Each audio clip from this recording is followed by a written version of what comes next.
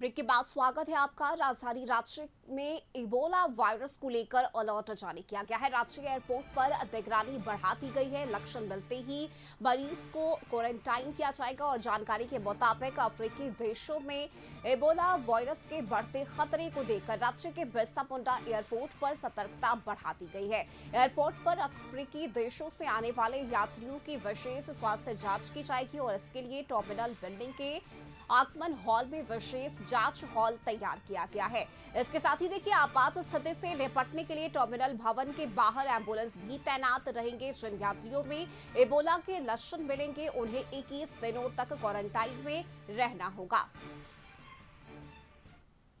और इस खबर पर ज्यादा जानकारी के साथ रांची से संवाददाता संदीप जुड़ चुके हैं। संदीप, देखिए, इबोला वायरस को लेकर अब अलर्ट पर है सरकार और रांची एयरपोर्ट पर इसे लेकर सुरक्षा बढ़ा दी गई है, निगरानी की जा रही है और साथ ही लक्षण मिलते ही मरीज को क्वारंटाइन भी किया जाएगा। किस तरह से वहां पर व्यवस्था है एयरपोर्ट पर जो यात्री बाहर से आ रहे हैं उनके लिए?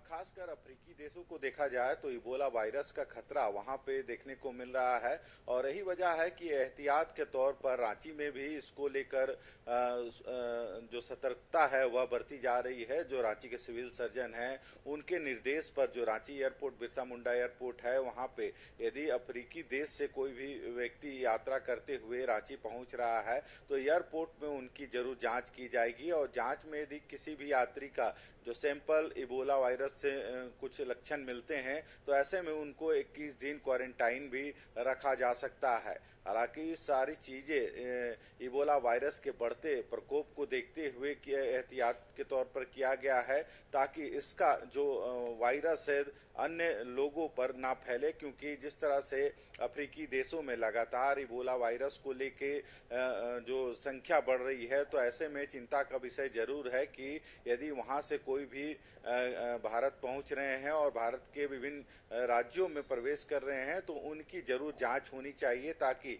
इस वायरस का खतरा अन्य लोगों तक ना पहुंचे। और इसी को देखते हुए यह कवायद शुरू की गई है स्वास्थ्य विभाग की तरफ से और रांची एयरपोर्ट में भी यदि अफ्रीका कंट्री से कोई भी व्यक्ति पहुंचते हैं तो उनकी जांच की जाएगी और जांच के लिए जो एयरपोर्ट परिसर है वहीं पे व्यवस्था किया गया है। हालांकि जो सिविल सर्जन है उनके अनुसार एक एम्बुलेंस की भी व्यवस्था रखी जाएगी ताकि किसी भी आपात स्थिति में जो यदि कोई मरीज इस तरह के मिलते हैं तो उनको उचित उपचार किया जा सके या फिर उनको क्वारंटाइन किया जा सके। जी चलिए, बिल्कुल संदीप, देखिए, और यही वजह है कि इसे लेकर पहले से ही प्री प्लानिंग की गई है और तैयारी मुकम्मल की गई है। बहुत शुक्रिया आपका इस जानकारी के लिए।